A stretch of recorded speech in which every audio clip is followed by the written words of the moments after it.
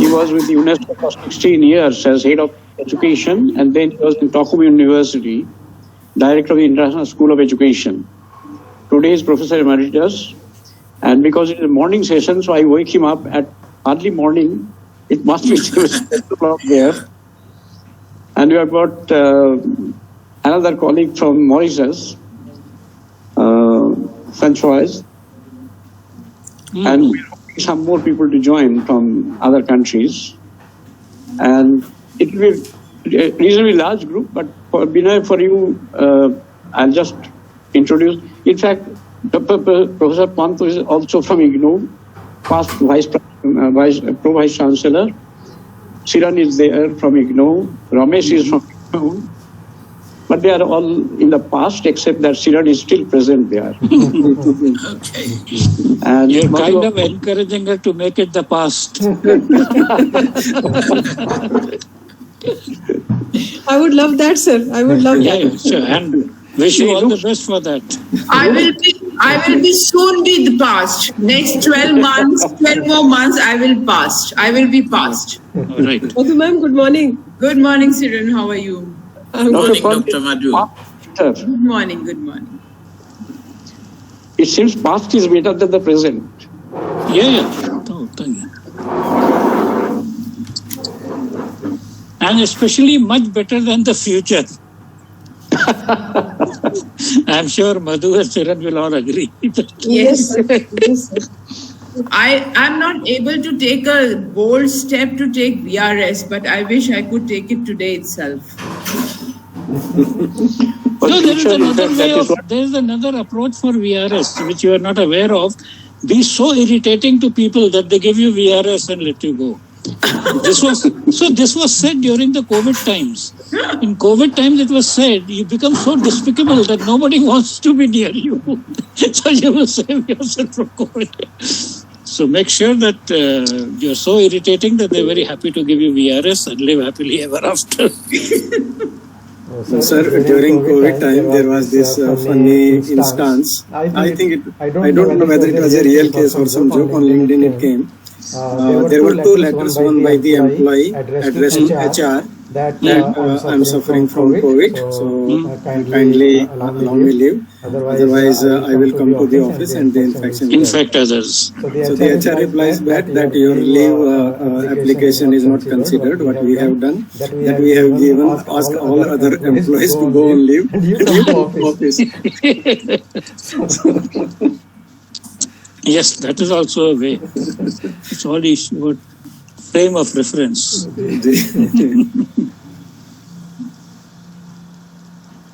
So, sir, can we start? Okay. So, how do we start? Who presses the start button? Okay, I will just have a brief. So, welcome each one of you to this webinar, ChatGPT. So ChatGPT, maybe, I don't know whether it is now new or not. For me, it was new 10 days before. But so much of literature or news or it was coming on the internet. So we don't know whether it is new or not. But anyway, we have 2 very important speakers. First of all, Professor Pant. I welcome you, sir, to this webinar. Professor Pant actually doesn't need any introduction to this group, rather to others also in the education academic field. But just a brief 2 minutes. If I start giving his introduction, the whole webinar will be over, but just a few points. As all of you, Professor Mukhopadhyay, sir, he said that he was Pro-Vice Chancellor Indira Gandhi National Open University, but he's the founding Chancellor of Networked University of Multimodal Global Education Exchange, and he was appointed by the Governor of Chhattisgarh. He was a postdoctoral fellow with the University of Western Ontario and many more. All these things are available on the net. I don't want to go into the detail. But the few points I want to highlight. He did several innovations, like he introduced the Keller Plan. All of us, we know, those who are in the education, know about the Keller Plan of teaching of physics. He developed computer-supported learning systems and he implemented in IGNOU. and did wonderful things. And I still remember, and my colleagues from IGNOU, those who are present here, still remember. And many more innovations. What his present activities, work or project is that he's thinking about systems which are going to transform education by the use of technology.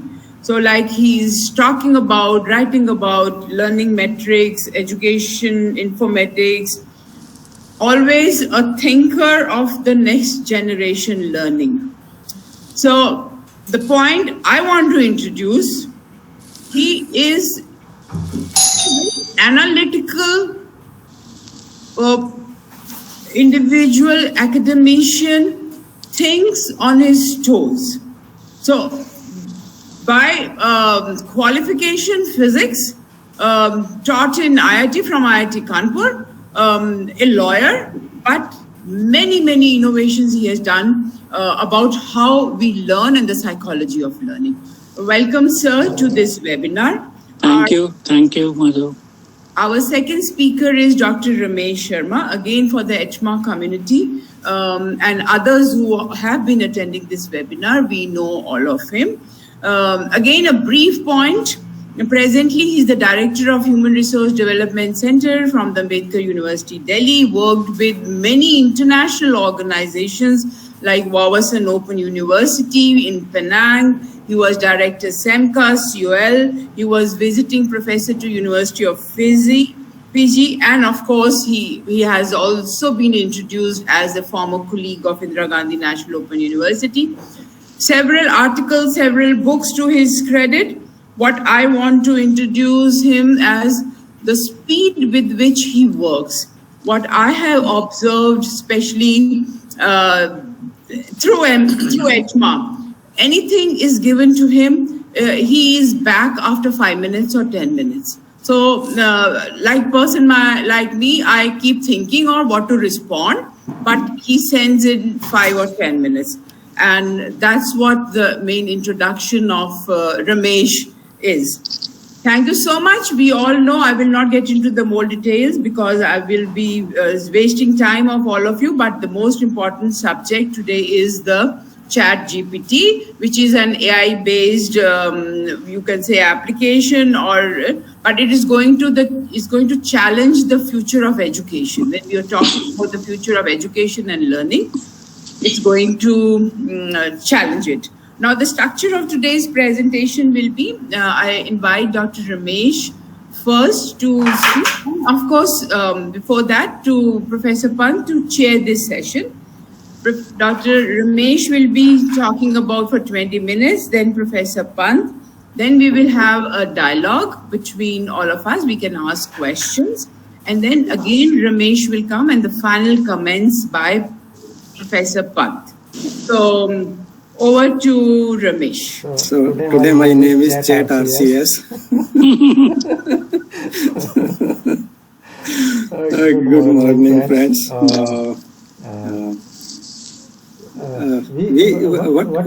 This thing, it has been taken all of the world at storm, is that there are other applications in terms of, even if we see technology.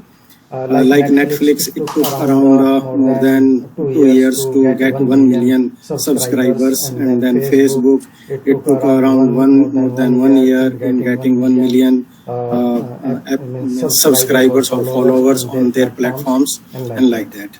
But last year, somewhere in October, November, when I was going to say Chat RCS, ChatGPT, when it was introduced, within only 5 days, million, and then it crossed. And this situation arises, it still persists that if you try to log in, it will say that, oh, we are all busy, please come back after some time. And then it will start, in a very funny way that I'm writing a poem, I'm writing a rap for you or something. So this is really very phenomenal that we have seen, although Pansar has been telling about that AI is going to revolutionize everything for past many years. I think now on a massive scale, the people, they have realized the potential of it. that all the newspapers, the magazines, the media, the television channels, everything is talking about it. And the recent development, which you must have seen just 2-3 days ago, that Google was, there were some discussions going on that if the ChatGPT is going to kill Google search or not. Those kind of apprehensions were also there. So Google has also come up with their own product. It is called as Bard. And ChatGPT has taken a dig at that, saying that Google, with a workforce of more than 150K people, and they have come up with the name of Bard for that. And you all been knowing that their stock market, just went south by $100 billion or something, because the first demo could not perform as they were expecting about it. So first of all, what is this GPT? This is called as generative pre-trained transformer. Whole of this science has begun using the large learning models. So this is the basic technology behind these applications. So they are AI, basically AI conversational tools, in which the natural language processing, which is the power of artificial intelligence, we can say that we can say computer vision, which identifies a particular object. If you want to say that, okay, this is a pen, so the machine should identify that this is a pen and not a spoon or spear or anything else. So that is the image recognition which comes. Another application is natural language processing, in which the machine tries to understand that how we are going. And these models, they use that feature of AI techniques, so that it can respond to the user-generated prompts. So simply what we do is that we ask a question, which in technical terms it is called as a prompt, and then it replies using natural language. And that's a unique thing about it.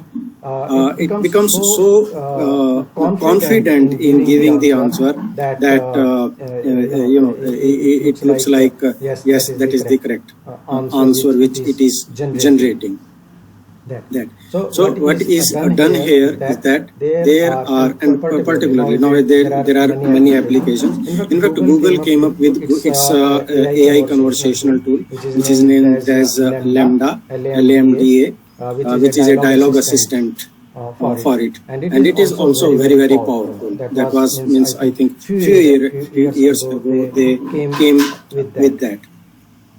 So that means, but then this ChatGPT, which is a product of OpenAI, the team led by Sam Altman and other colleagues who developed this software. You may be knowing that OpenAI is the platform which was supported by Elon Musk. So the investment was by that. So that is there. And the basic technology which goes behind it is simple.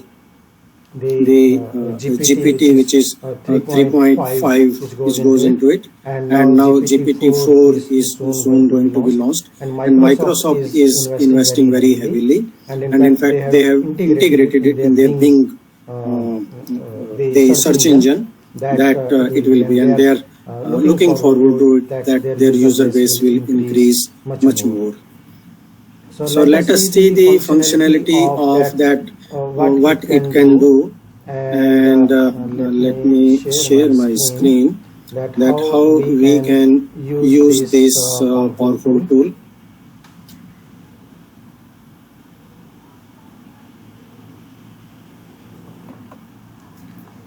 So this is the home screen of it. To use it, we need to create an ID on OpenAI.com, this platform, And initially, nowadays anyone can open it. Previously, it was a wait listed situation, and now you to use it. So there are means the facility is that we can ask any question to it, and it has been trained on a very large data set. So please remember that it may not predict the forecasting or the future things. As you can see here, there are these three things that the examples on how you can use it. So the way we can ask the questions, these are called as the prompts. The capabilities means what it is capable of. So it remembers what we have said to it in our conversation. They are sold. Nowadays, previously we were not able to delete our conversations, but now that facility has been created, so it deletes from our end. But whatever goes into their servers, into their databases, they are using it to train it further. And then you can have a follow-up of your corrections or conversation, and then a very serious thing about it, that it is trained to decline the inappropriate request. So if somebody is try to seek some response from the software on things which are unethical or some sort of crimes against children, women, and those kind of things, it may refuse to do it. The software has some limitations. The biggest limitation is this, that it has been, which is going to be covered in its next version, which is based on GPT-4. That the data on which it has been trained was up to 2021. If we ask that what is going to happen in means this year or in the future next years, it may report that my database which has been trained on it that way. So there are two modes of it. One is the light mode. If you click in, you will see the background in the light, and there is another dark mode. So this is dark mode, which is on my settings. And you simply, its interface is very plain. Something like the Google search engine, it has only that search box into it, and we post our questions here. There are various things that how to make a good use of this platform in asking any question. And there are so many things which it creates for us, means how to do that. But before we go into that, there are few things which we need to know about ChatGPT. One is that about its privacy policy or some other things. The privacy policy of this platform, it says that the data can be shared with third-party vendors, law enforcement, affiliates, and other users. So that goes with that. And then this tool should not be used by, say, under the data protection applications or like children under 13 or the kind of the legal positions into that. And then you can request to have your ChatGPT account deleted, but the prompts which we generate into it, the inputs which we give, they cannot be deleted. So this is very important, that if we are asking our students to provide some input in the form of prompts, then they need to be sensitized that what can be a sensitive topic or what can be a controversial topic, and then how to go about it. The another current challenge is that it is not always trustworthy, which has been openly admitted by Mr. Sam Altman, the leader of the team who developed this software, that although it is very bold, it is very confident, and it can, it looks like the answer, but that is the semantics and the syntax of the language it produces. So from grammatical point of view, the structure of the sentences, the wording it uses, it is wonderful there. But since it has been trained on a massive data set of text written by humans, by us, which it pulls from the internet, and so what can happen that if we keep on feeding, we can corrupt the system. you keep on feeding negative information that goes into the servers, into the crawlers, into the databases, and these things they are retrieved from there. So as in computer we say GIGO, garbage in, garbage out. So what happens that the responses here, they can reflect some sort of bias of the means because that text has been used of the training data set. And then another thing is that it is not connected to internet. So it may not act as a search engine as we use in case of other like Wolfram Alpha or Yahoo search engine or Google search engine or something. So that affects it. And then in these FAQs and update which you see in the left, it is always a good idea to read these updates because it keeps sharing the latest of what is happening and there. So it tells us that it may occasionally produce some of the instructions which may be harmful or the content can be biased from there. And then the kind of responses it produces, then it cannot say we can train, we can ask our questions that it produces the kind of the responses which we want to generate from there. So the another thing is that we are using this software as the free application. But in a way we are training the database. Like in our Learning 321 group, there were some experiments that what is 2 plus 2, so answer should be 4. But if you tell it that no, this is wrong answer, the answer is 5. So it may admit that, oh, I'm sorry, and you are correct. But then somebody will tell it that no, 2 plus 2 is 4. So the things, because it is learning from it, the kind of inputs which we are inputting into them. So that way it goes from there.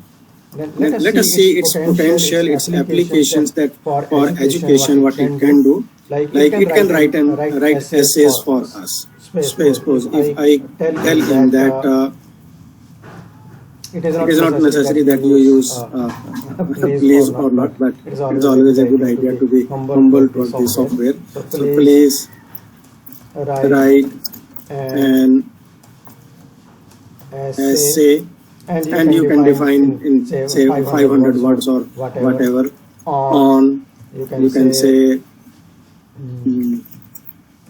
internationalization of higher education. You can say, if you want to make it more in detail, in India, or you can say Southeast Asia and something, and then just wait. So it will keep on writing that essay for you. Now you can see the kind of the sentence structuring it does. That looks very impressive. So internationalization in India, international higher education has been driven by the desire to create a more globalized, interconnected society, this, that, etc. And like that. So see, it is generating the whole essay for us and then providing its logic. And as soon as its response is completed on the left, it will create that thread so that you can always, currently it is saying it new chat, and then it will identify the main thread, and you see it is writing internationalization of higher education or something. Okay, it should come on my screen. Okay. So that is here. Yes, international. You see, so now the thread is saved, and you can edit the name, or if you want, you can delete by deleting this button and clear. Otherwise, you can use these clear conversations and all those things which have been there. They will be cleared. Another application, if you want, you can say you are going to teach some topic in your classroom, and you want the software to help you in preparing your say lesson plan. So you can say write a lesson plan on photosynthesis for say class 6th, and so here this is creating the lesson plan. It is given title, grade level, duration, objectives, the materials, and instructions, introductions, and it is giving you the time set that like the introduction can be for 5 minutes, direct instruction goes for 20 minutes. You are showing the students a visual aid that illustrates the process of photosynthesis. I'm trying to ask the information, but an error occurred. Okay, Dr. Kashyapi says that sometimes depending on how many people they are logged into the system, it may what you can do in that case is that keep on refreshing the page and give it say like 3 seconds gap, and sometimes as soon as any other person who is using that closes their session, you will get that link. So see here, it has produced conclusions, it has given assessment, and then an extension also. So that way it has written the lesson plan. It also helps you to create a curriculum or a syllabus for you. Say for example. And then the important thing is that how do we tell the software? You need to be exactly clear. You can write as long as anything means instructions. The more, the better it understands what we want it to do for us. So here say like you can also say that please act like a legal advisor. I have been fined for traffic violation. Please suggest me a way to represent my case for waiving of the fine. Let us see what it will say. I just thought of it. So you see, I don't have the ability to provide legal advice or represent you in court. However, I can suggest you some general steps. So if you have been fined for traffic and would like to review the violation, gather evidence. If you believe that you did not commit the violation, gather any relevant. Consider mitigating circumstances. If you did not commit, but there were mitigating circumstances, consider them. Seek legal advice and like that. So be respectful. It is giving you these suggestions. You want to prepare a course syllabus for, you can say, digital citizenship. I want to teach to my undergraduate say students. Okay, let's see. So here this is writing the syllabus for us. So it is providing the course description, it is writing the course objectives, that to understand the impact of technology, to learn about online privacy, that it is suggesting some textbooks. But about these textbooks, about the references, I need to caution that there have been experiments which I also did about asking the software, say, to write a literature review with citations and references into it, and it generated those citations. It gave me references, but they didn't exist when I checked it. And that reference, the style in which it was written, it was completely okay. I told it that please write the references in APA style. And that way it did that. There are, that is the power of it. So here it is the syllabus it has created. And then say if you go to you can say where we can go. Okay, if I ask it to go for photosynthesis and say, okay, this one National Geographic, here is the topic, the URL. I can simply ask it. That is the advantage for research scholars, those who have to convert them. So please convert this URL to APA style. And here is the conversation. You see,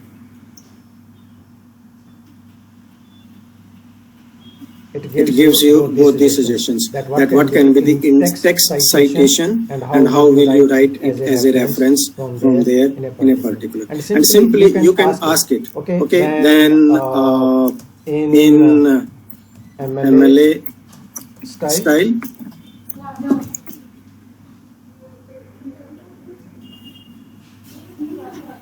so it converts into it.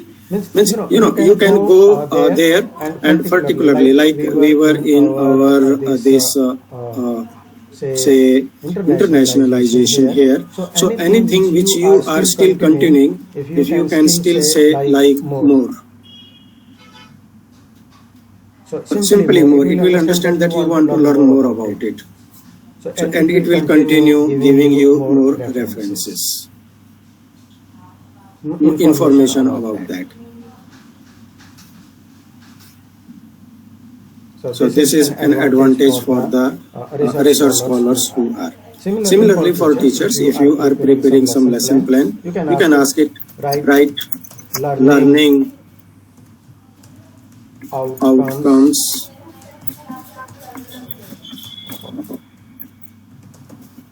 for my topic, which is say I can say learning styles and personality of students. So see, as we do it in our teaching learning, upon completion of this topic or course, you will be able to do something. And you can see that the kind of action verbs it is using, like describe, identify, understand, analyze, develop. So you from lower order up to higher order thinking skills, it is suggesting that you will be able to apply the concepts of learning styles and those things, they are there. Now, another good point means of its power is that even it can help us in preparing our question papers for examinations. And simple, if you ask it that prepare a question paper for me for the topic, say personality, having 5 questions, each question is of 20 marks. Give, you can say, sub questions as part of main question, so that students have the choice of selection. Let's see what it will create for us. So it is preparing personality question paper, total marks 100, 20 marks per question. Question 1, explain the concept of personality and its development, that's total, and then it is saying define personality, explain its importance in psychology, 5 marks, discuss the nature versus nurture debate in personality development, describe the stages of personality. And then the second question, describe the trait theory of personality and its major contributors, explain big 5 personality traits and their significance, 5 marks, this, that, etc. So, and I asked it to create, I think, 5 questions. So it is going to give me 5 questions. Yeah, Ramesh, this is very interesting examples. We will have to listen to Professor Pant also, sir. Yeah. Okay. So you want me to stop, or I can show some of the other maybe little after sir, Professor Pant. Okay. Yeah. And we can have another occasion also. So let me stop sharing my screen. Okay. Yeah, very interesting examples. I think whether some of us will think that it can be unethical, some of us as teachers, we can think that half of our job is done. It is effort of the teachers to make it much more quality or more effective. Sir, now we want to listen to you. Okay, so thank you, Madhu, and thanks to Dr. Ramesh Sharma for such a wonderful presentation and getting people excited about it and show them that they can use it very easily. I am not quite sure what I'm going to say, but I think I will respond to 2 things. One is a slightly more detailed understanding of how these things work, their limitations, and eventually the question which is in everybody's mind, how do humans and AI work together? So very often we like to fight and we therefore say AI will replace humans, or this is there, or like what you said, ethical questions, whether it is cheating or not. This is one of the biggest questions today. Now, if a person uses a dictionary, you say, is it cheating? He didn't know the meaning of the word. He looked up a dictionary to find the meaning of a word. He used thesaurus to find this thing, or he used encyclopedia to know a little bit more about it, and you say that one. So this is very interesting as to where do we start saying that this is his work and this is not his work. And this question has been addressed by the Greeks long time ago. Those of you who have been interested in philosophy must have heard of the ship of Theseus problem. So here is the ship of Theseus, and you are one by one replacing it by something else. Finally, you replaced everything. Is it the same ship or is it a different ship? Well, I'll not get into those things because ethics, but I want to come straight to some very interesting things. First is, there's a very famous thing which senior people know. It takes several years to become an overnight success. People say 10 years, 20 years, 40 years, 50 years, and we are seeing this GPT as an overnight success. Dr. Ramesh Sharma gave the data. It was launched on 30th November, and now it has more than 100 million subscribers, and so on, and we see this as an overnight success. But the seeds of this were sown, and I have seen, in 1968 itself. And I will urge you, whenever you get time, you can just make a note of the word and then Google them at leisure. Or now we can say you can do ChatGPT or whatever you want with that. So Eliza was the first conversational chatbot that had been created. And you typed in and it was almost a human-like conversation. So for a long time, people have been trying to create, and I'll take some time to explain to you the evolution of computing also. See, computing, if you look at the name itself, talks about calculation. It has nothing to do with conversation. The very name computing means something to calculate, and that is what it was used for first. And we had these program languages like Fortran, etc., which will help you solve a mathematical problem. And as many of you know, the thing was there was a problem. You had a method of solving it, which is called an algorithm. You use the programming language like Fortran, or you may use Pascal or Python today or whatever, and you got the answer. That is what a computer did. And it had very little to do with people who were not doing mathematical calculations or similar. Then what happened, started doing file management. Large files it could do, and businesses started using computer for business operations, and the language for that was called COBOL. And that was the language for file processing. And most of you would have gotten into computers at the time when relational database was the important thing. Whether it was DBase3 or Excel or whatever, there was a database model which had come in. So you put in a lot of information, and as Ramesh said earlier, garbage in, garbage out was true then, it is true now. You gave a lot of data, and from that you could do that by writing programs with file management and so on. But in database, you could use just query language. And therefore, a lot of people could start using that. The shift into AI is the algorithm became a learning algorithm. And that was the one which shifted. And I will give you the most precise definition of a learning algorithm, which is from a book by Thomas Mitchell on machine learning. And it says, and this is very important because then we will appreciate and not get terrified or over mesmerized by the technology.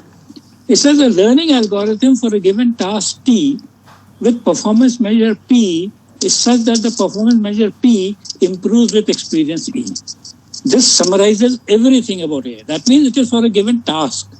If there's a certain kind of a task which can do, and as Ramesh said in the beginning, which can recognize your face, it can recognize your voice, even for example, ChatGPT can do text, but if you give a scanned thing from a book which has the diagram, it cannot do this. It cannot interpret a diagram right now. And the diagram of physics and the diagram of chemistry and the diagram of biology are different.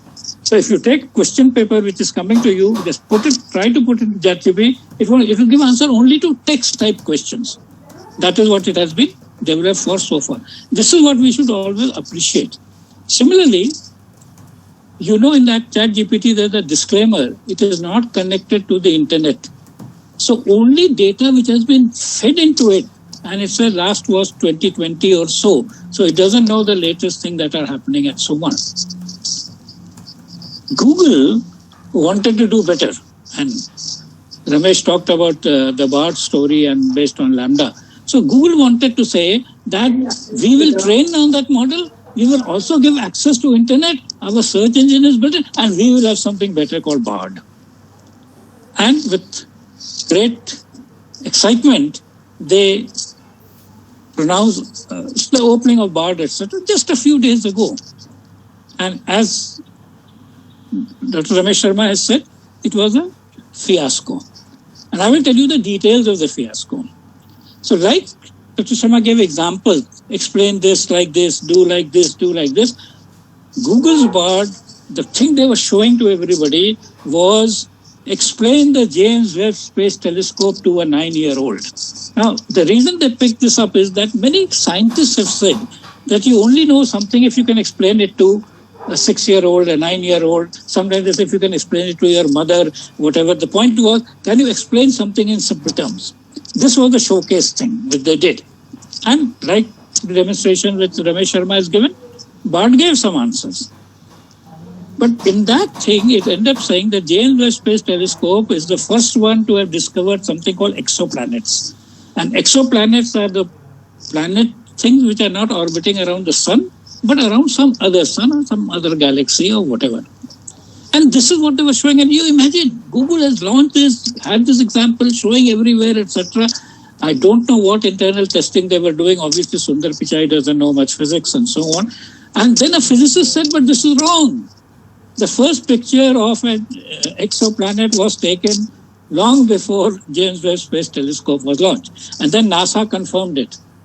And you know, there was a 9% drop in the share prices of Google, and it lost $100 billion. All Adani's scandals, management, etc., equivalent to one mistake.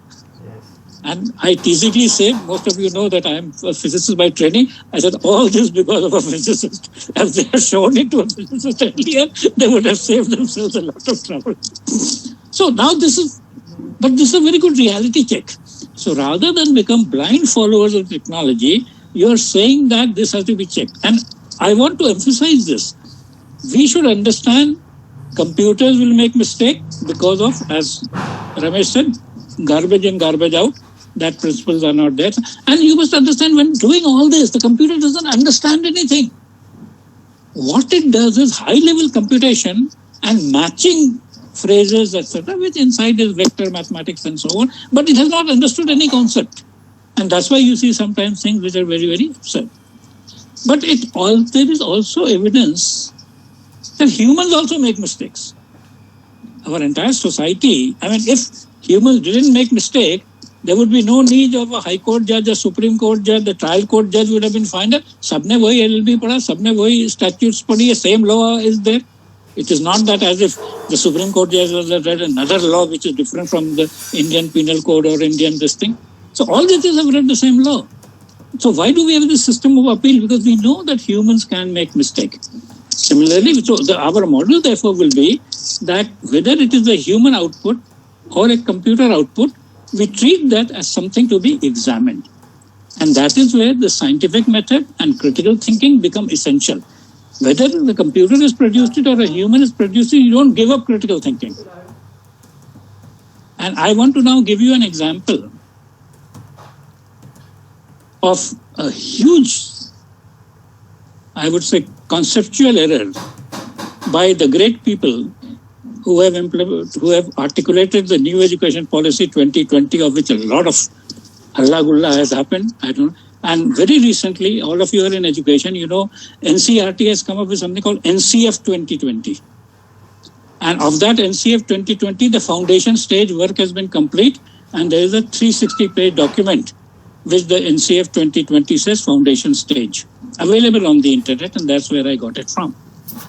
Now there, when it's talking to children and talking about things, and I have that page extracted from this again, I think it's page 325 or something, where it says that they will explain to children that multiplication is repeated addition. It is absolutely interesting. So, and it is very interesting. Many people have grown up. I've done this several. You ask them what is multiplication, they will say repeated addition. I say very good. So 3 into 2 is the same as 3 plus 3. So you get 6, right answer. Very good.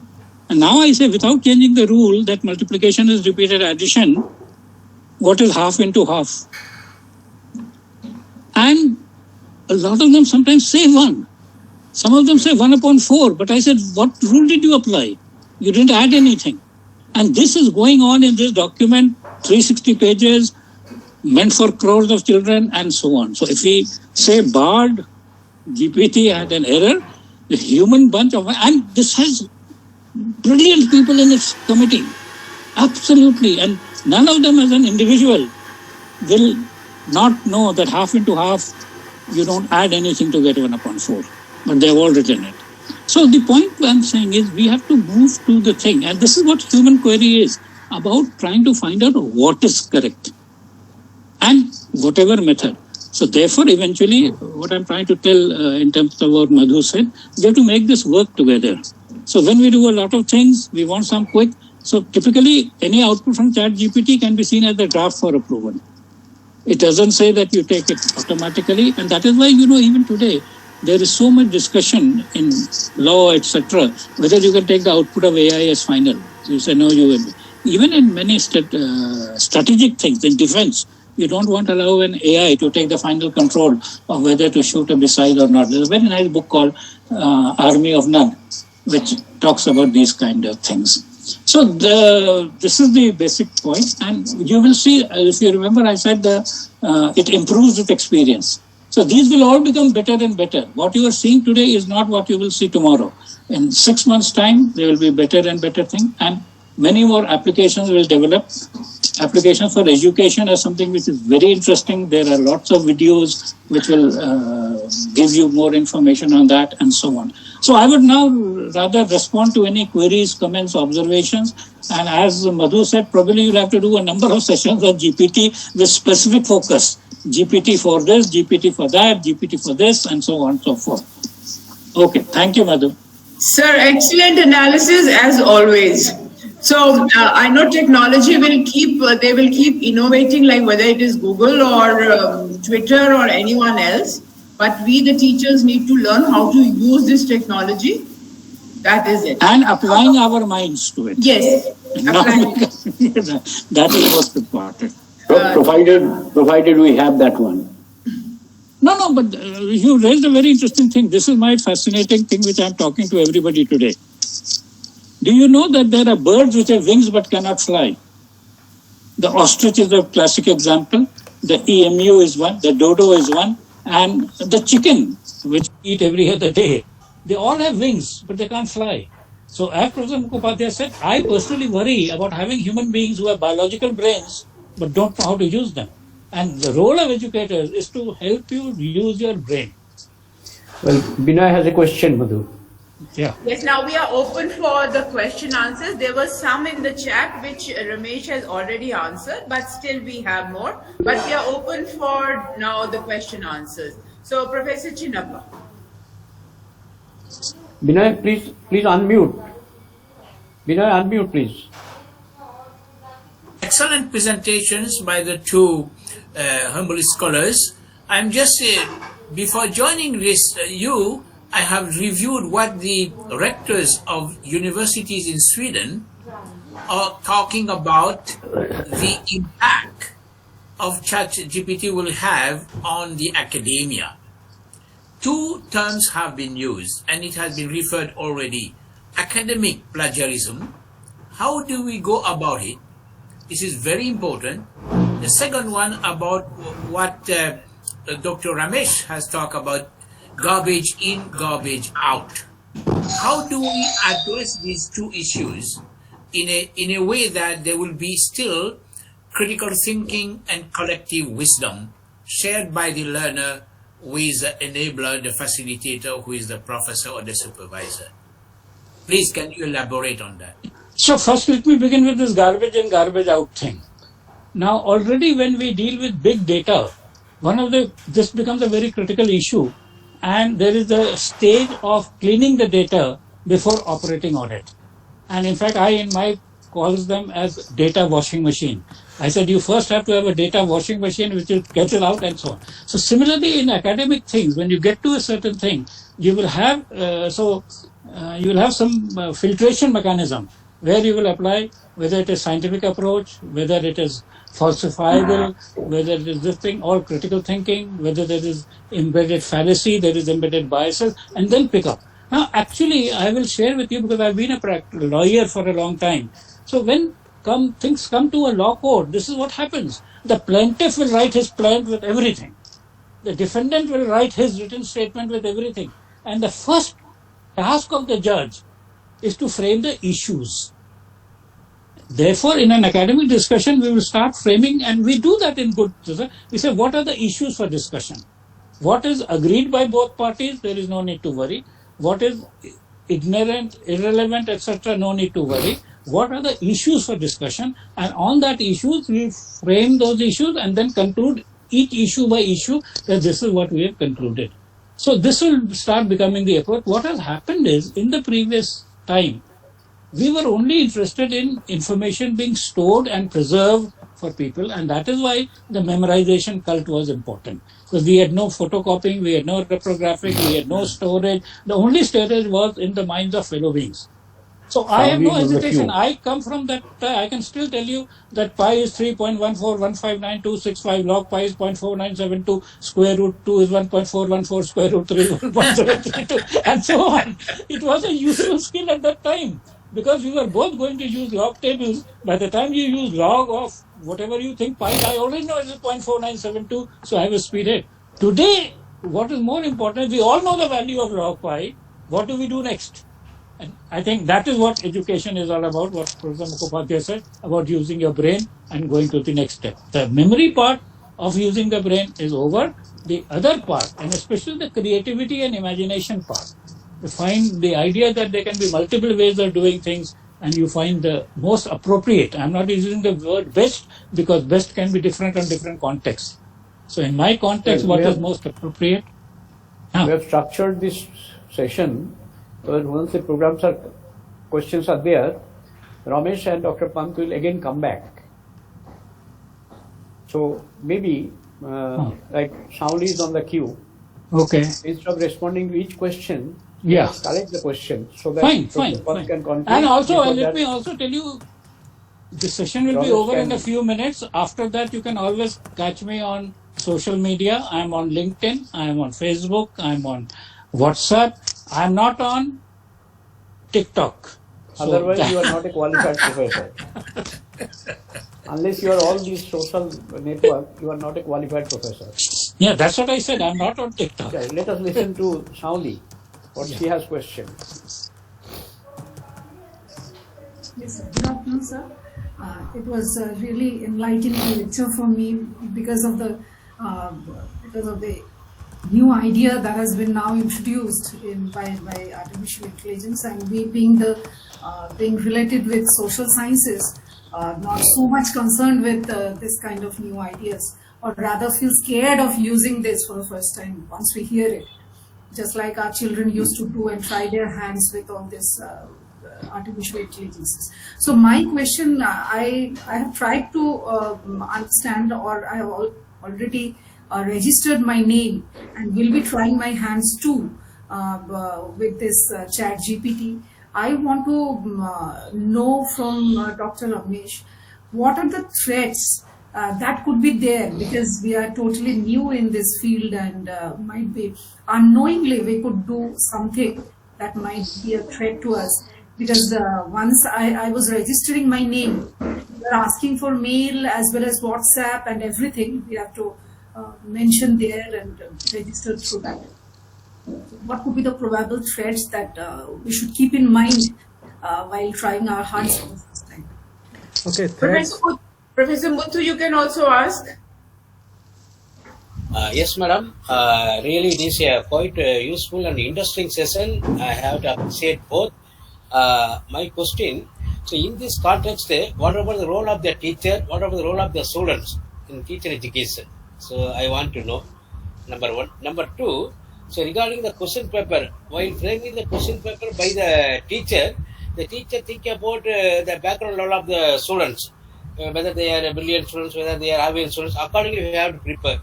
So regarding this, what it can be distinguished? These are the things. Thank you. Thank you very much. Okay, the last question, last me for this, Dr. Minal, you can also then, I'll request Professor Pant and Ramesh to answer.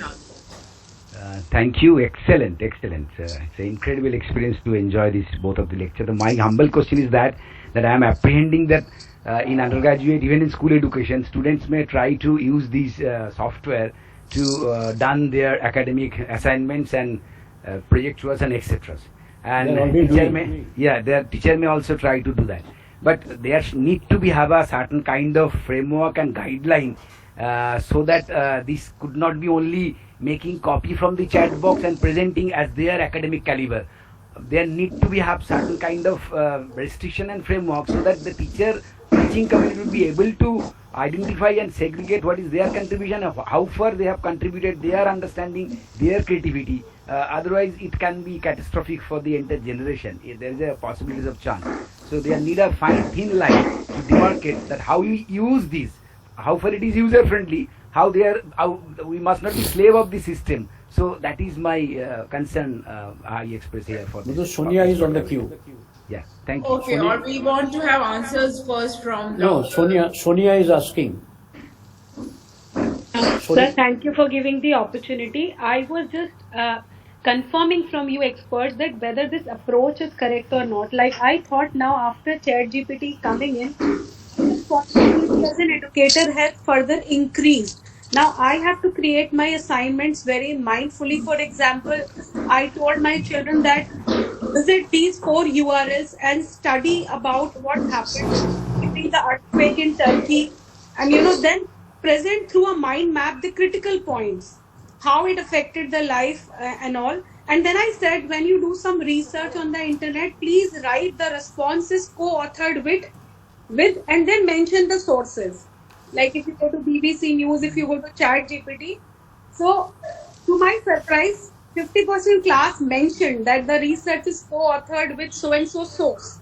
So am I right in my thought process that we as educators have to be open to this, that children will go to these sources? We have to put our best foot forward to make more creative assignments and take their critical thinking to the next level rather than be afraid of the problems that are coming up with cheating and all. We have to see how we can be smart to get their critical thinking keep going, their analytical skills keep going. Taken for granted that these things are not going to go, we have to change our approach now. Okay, your answers now. Yeah, so I'm very happy to respond to this. I've thought over much of it. It's very clear that the present method of evaluation which we always considered was not good, has to go. It is going to become meaningless because you can't stop people getting information from other sources. So and as Sonia said, we have to move to something else. And the else that I am thinking of, and educators have to be retrained for that, is instead of looking at the answers, you evaluate the questions that the person is asking. So you say you have access to all this thing, this TTV, that TTV, RCS chat, everything is available. You know the open book exam that we used to have? But in that open book exam, we said you have to give the answers from all this. Now what happens is, I as an observer, and Sonia said the role of the teacher become much larger, I will ask, what questions are you asking this person? I mean, suppose you are an economics student and you get a conversation with Amartya Sen. What do you ask him? That shows what kind of a learning you have. And you will notice, if you are an observer, that the kind of question that the person is asking, you will be able to analyze how well does he know and doesn't know, etc. Also, I want to say it's very interesting, and I don't know how much it is in practice, but when we were students at the university level, for every exam, there would be what was called a viva voce. It was not only what you wrote, what you say on the moment without any reference material. And therefore, there is absolutely, we stopped this because it was difficult to happen. But now there is absolutely no reason with this online method that I can't have viva voce of 10 minutes or 15 minutes with different people. So Sonia said a very right thing, that we have to get on and be innovative. We should not worry. All that we have to say is that method of evaluation is no longer meaningful. So what method of evaluation? Because we have some idea. We are evaluating when we say that is cheating. So when you're saying that is cheating, you're evaluating. So this is the way it will go. And my own thing is that this is back to Socratic questioning method. And this thing. So if you are face to face with Socrates and he is asking you questions, what are you answering? And here you're getting a chance to ask further questions. And this is what is going to become an more variance for this. So this is an immediate thought, and as we go, we will be there. See, just like teaching when there was no electricity and teaching when there was electricity was a new thing. When we grew up, suddenly PowerPoint slides became very important. When I started, all my life I learned without PowerPoint slides. My initial years of teaching were without PowerPoint slides. Now we are so used to PowerPoint slides that many people can't start speaking until the PowerPoint presentation is on. So we will change with this, and we will say these are no longer valid methods of evaluation, and we will be able to find that out. Today what people are doing is they're using, like they used to turn it in for plagiarism, they're using AI detectors. So AI content detectors are available. So you push that content into something, just like Turnitin and said what is plagiarized, what is not. This will tell you this is AI generated, this is human generated, and so on. Anyway, coming to the end of time, so I will stop. Ramesh, you want to respond? Yeah. Okay, yes, number one about this detection, I already posted a link. It is GPT-0, which can tell that whether it is AI generated content or not. But my point is a little different here. And I want to say that we should be friendly with this software. We need to make it as our friend, rather than thinking कि cheating हो रही है, plagiarism हो रहा है, something. You know, we are already doing that. Why are we going against the machine when we are doing the same thing with the human beings? We have the so many tools, like it started with Dell E. If you give the text to the software, it can draw diagrams for you. And nowadays it can, I know there are certain applications. If I tell the software, please make a PowerPoint presentation for me on the topic photosynthesis, I don't need, it will give me the PPT with the slides, with the text, with the images into it. I can create videos using these things. So, but previous to that, means now we are asking the machine, but we are already asking our teachers, our friends, our other people. It is same thing. So should we stop asking then the people also, from where we will get the knowledge? So that is one thing, that we need to make this software as our friend, so that, and there was one example in which I think it is the case of United States, where the teacher, when they found that this assignment by this student is wonderful, whereas he is not that bright, so he called that student and asked him, "Bhai sach batao kya kiya hai?" And the student admitted, "Sir, I used ChatGPT." And then the professor thought that there is no point in telling or asking him something. I need to change my strategy. And what he did, nowadays, he says that, okay, you want to do anything, you can do it. But when I give you the assignment, the first draft, you should prepare in the class right now here.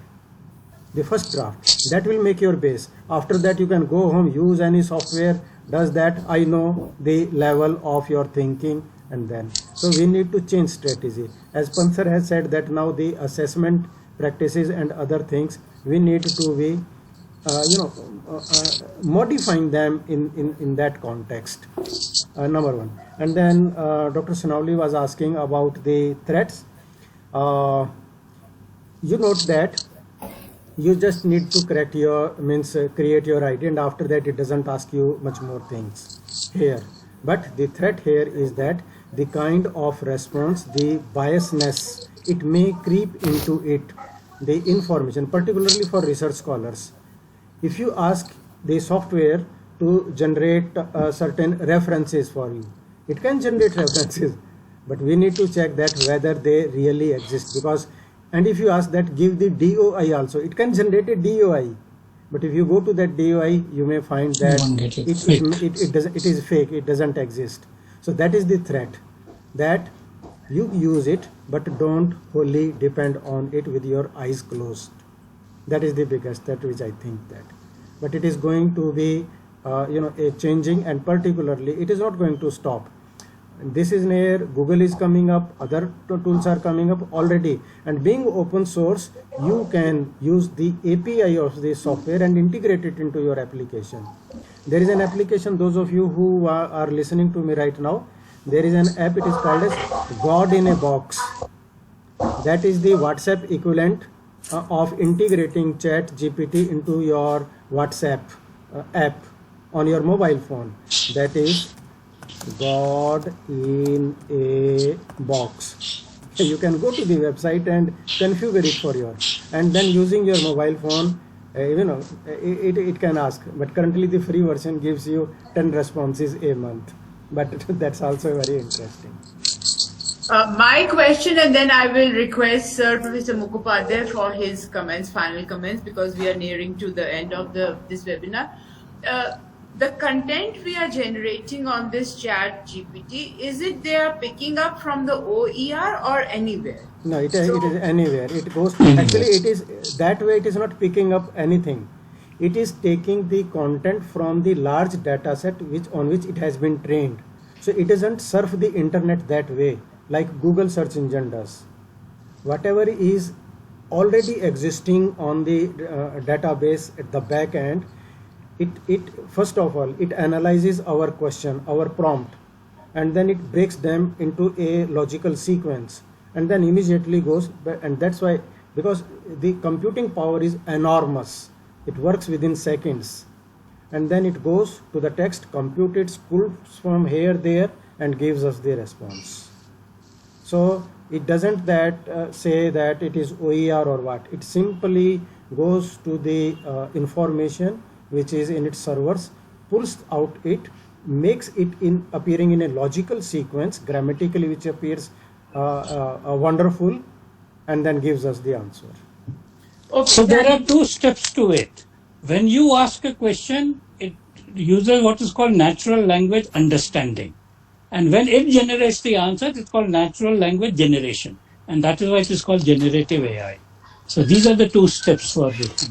And this has been around for a while. See, chatbots have been around. You may have noticed in many sites, there is a chatbot with whom you can converse and so on. Yeah. Now they have become much more powerful and AI generated.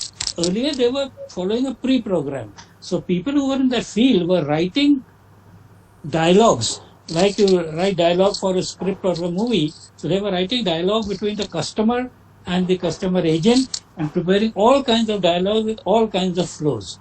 Now, as Ramesh has said, this is AI created. So that's why I said it has a 60-year-old history, and now suddenly it has become a success overnight. Yes, sir. That is the difference, that previously these kind of chatbots, the question and answers, they were fixed into it. It will just simply retrieve it. The current situation is learning algorithms. Absolutely. That's why I began with learning algorithm as the key definition. Jay. because it learns from our own inputs. Whatever we are asking, the software is learning from our answers, our questions. Absolutely.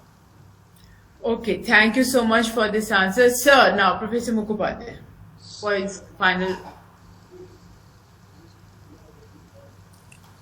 Oh, muted hai. Sir, unmute. Sir, unmute. Sir, you have to unmute. I thought I was always unmuted. I'll be talking more as an user, and my teacher is Ramesh.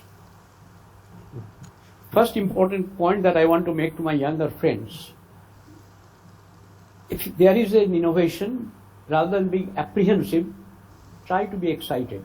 Yes, sir. And that is what I follow. Because what Professor Pant has been talking, I have also been talking, no artificial intelligence can overtake natural intelligence. It's a cloning of natural intelligence, provided we use our intelligence. My rural analogy from where I come, when the flood comes, we don't start debating whether the flood should come or should not come. We start working how to protect from the devastation, and when the flood has receded, how to make use of the fertile residue left on our land. So ChatGPT, chatbot, Bard, in fact there is a beautiful presentation from Paris on this. It's a video. There's one Indian gentleman who was leading that one on Bard. So first important point for my younger generation, feel excited, see what can be done. You cannot stop. Artificial intelligence cannot be stopped. And I fully agree with Dr. Pant and Ramesh and anyone. It will guide our life. It will impact our life. It is for you to decide whether you want to do it, what do you want to do it. You have no choice. Second part, which I have learned from the experience, another very interesting thing when you talk of assessment, in fact, the Vice Chancellor Conference is going to debate on assessment on next week sometime. The question is, we are holding on to the old styles. Just as there is a Socratic style, you can believe despite all the commotion in the parliament, there is a concept called start question.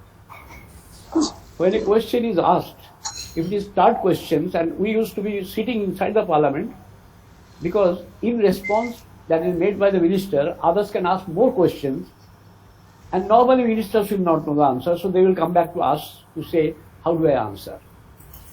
Or in the interviews, selection interview, I have faced myself, we use a word called probing. Now, when somebody is answered, you go into more deeper, etc. to know how much really the person has mastered. Now, point is, we are wanting to hold on to old values, old styles when everything has changed. My couple of experiences, which Ramesh did not say, so I'll say. One person asked, how do I smuggle cocaine in Europe? To ChatGPT. ChatGPT wrote how to smuggle, but after that he wrote, smuggling is not a good idea and is a punishable offense, and cocaine is a very bad drug. So this is also available. Yeah. Free advice is also available. Interesting thing is, which you can really use it. For example, many teachers say, I don't have time. By ChatGPT ko keh do, I have to take such a class, can you make a note for me? What I do, after learning ChatGPT, I first ask questions on the subject which I know myself, so that I can verify it's right bol raha hai, galat bol raha hai. Yesterday I asked 3 questions. One is technology assisted assessment, what is continuous assessment, and so on and so forth. And I checked, I realized it's correct answer. So first important thing, teachers can use it as a, which teachers don't do today. Majority of the teachers wake up from the bed and go to the classrooms. All those who are present here are absolute exceptions. And we are the only exception in the whole country of the world. Most of them get up and go to the class. Now ask ChatGPT, it will give you, you have seen the demonstration I have been using, hardly 1 minute, 2 minutes for 323 or 400 words. This is one thing. The beauty of it is, and that is where I don't have an answer, it can construct question, assessment question, it can also give you the answer. So teacher can construct the question and student can give the answer. So ChatGPT is both the teacher and the student. So one doesn't know where the human beings appear. The other important thing is, which I learned from Ramesh. Well, Ramesh asked, one of my book is coming in the next month on school effectiveness, and Bilal has written the foreword in that book. Ramesh, knowing that my book is coming, he wrote, please write so many words on school effectiveness the way Professor Mukhopadhyay writes. Correct. So he was not only collecting the subject, but he was cloning Mukhopadhyay. Fortunately, I saw that it could not clone because I use a language called Udamish. Udam is the name of my village, and English is the language, which I don't know. So I make a mix of it, which I call Udamish. Now, ChatGPT does not know what is Udamish. So it wrote English, which I don't write. But important point which raises the question, that whole question is, cloning is absolutely possible. And as I discussed with Ramesh and I discussed with others, they said if your presence in the internet is much larger, it will be able to clone you. Right. Because आपका बहुत ज़्यादा लेख नहीं है, so it does not yet get your way of expressing in English. It has to depend upon the actual English. So this is one serious question, what will happen? And my point is, you cannot stop. It's not ChatGPT. ChatGPT, Bing, Bard, all of them are coming around. And in fact, if you install 356, Microsoft 356, it gets you the editor, it gives you the dictation. And I found that it is as competent as Grammarly or Dragon, which I've been using so long. So AI is everywhere. It's a question is, how do you do it? And instead of your surrendering your superior intelligence to inferior artificial intelligence, better is you put a charger on your own natural intelligence, because that charge has gone. So just as you charge your phone, start charging your natural intelligence. It cannot be, artificial can never beat you, provided you have got full charge of your natural intelligence. Thank you. Yeah. So I have to add this, that had in the training stage, Ramesh Sharma's advice, they had put Professor Mukhopadhyay's written works and labeled them Udangis, it would have done it. But the point is, he doesn't have it. So this is what we will learn. And as you see, tomorrow, there will be a version for students and a version for teachers. And this is fairly straightforward, and I would recommend to all of you who are interested, there's a book called The Fourth Education Revolution by Anthony Seldon. The book is so interesting because it actually is the only book where it says clearly what are the 5 things that a student does in class, what are the 5 things that a teacher does in class, and all you have to look at is how will AI affect each of these activities. And in his book, it is about 2016 book, so it talks about things at that time. But now with ChatGPT, you can basically take those 4 or 5 things. He says very clearly, one of the tasks which the teacher does is that from all the knowledge that he has or he has access to, he culls out what will be relevant for this class of mine. So when you teach a BSc, you teach differently, you teach MSc, you teach differently, you talk to a research scholar, you talk to... This is the first part. And the AI will be very great in doing this. And as you know, ChatGPT will be even greater. So very quickly you can say, give this, but don't take it as such. You apply your mind to it. So that becomes a quick draft of some kind, and then you apply your mind. And actually, I can't help sharing this story with you. When I was very young in school, in, I don't know, class 6, 7, 8, whatever, my father had this habit of asking me, what did you learn, or rather what new did you learn, and so on. And that time we had learnt about the equinoxes and the solstice. And like a good child, I had all the memory. Equinox, 15th March, equal day, equal night. At the equator, it will come at 6 a.m., set at 6 p.m., everything. And my father is telling me at that time, a young person, class 5, 6, do you believe it? I said, I'm studying in St. Joseph's. Dudley Stamp ka kitab mein likha hai. So he said, that is not enough reason to believe it. And then we got together the idea that रोज अखबार में sunrise sunset आता है, जाके देखो और देखो कि 15 मार्च को सनराइज सनसेट बराबर था कि नहीं. So this can be built in any time. वो AI chatbot कहे कि deadly stamp कहे कि कोई कहे, the idea that you will question. And I have lots of such stories. Mathematics कर रहा था, वो maxima की value minima से कम आ गई.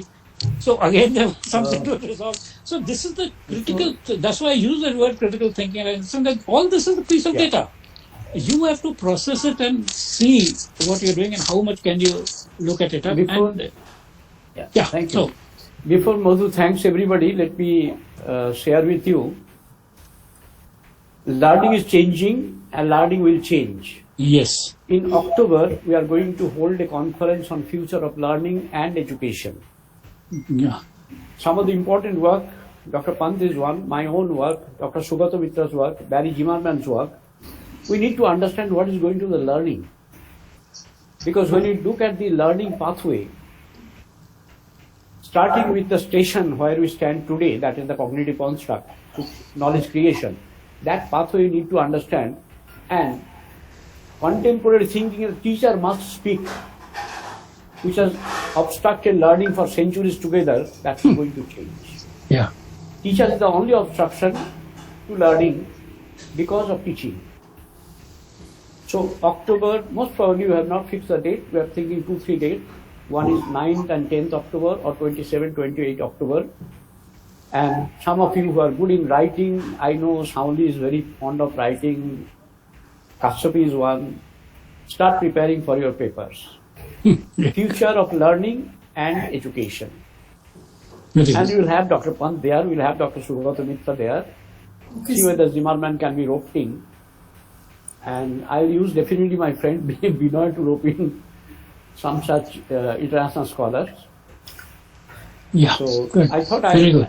would inform you in advance. We have not decided whether it will be online or it will be offline or it will be blended. Some It will has to offline, be some blended. will be See, if you online. want to bring it people from abroad, keep the design blended. Whoever can come is very good, but design should be blended. We'll do it blended. That's what is my thinking also. But in a different occasion, we'll have a smaller group meeting on this to spell it out. Correct. Because my current understanding from the reading, the future of learning for the small children and future of learning for the big children are different. In fact, in one of the meetings where Dr. Pant was there, I was there.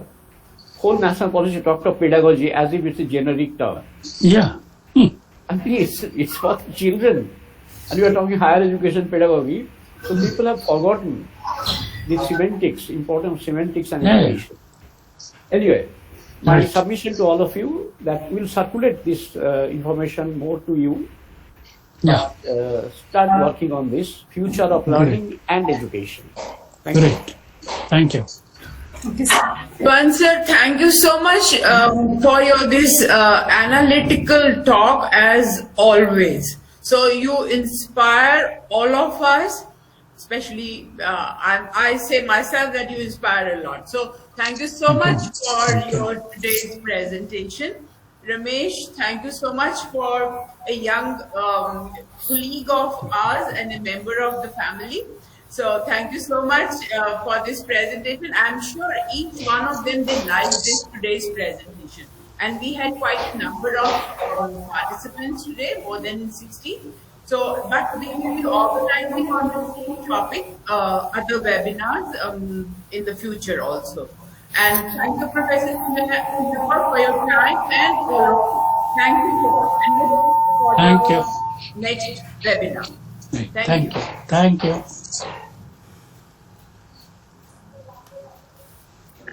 Thank you, sir. Thank you, madam. Thank you. Thank you very much. All the best. Look forward to meeting you again on this kind of screen.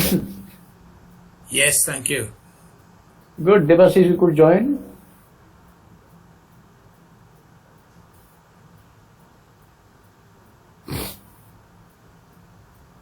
Vinay, if you have some suggestion on the proposed conference, I'll write to you so that you can give your input. Very good. And this is a very interesting way of building alliance and coalition between continents, you see. I'm just thinking of how can we bring more and more people to benefit from the wisdom of our Indian scholars, and I mean, I don't see it happening so much within that framework of South-North-South cooperation. Yeah. So I think we have to look a little at the private sector if they can support such an initiative more, because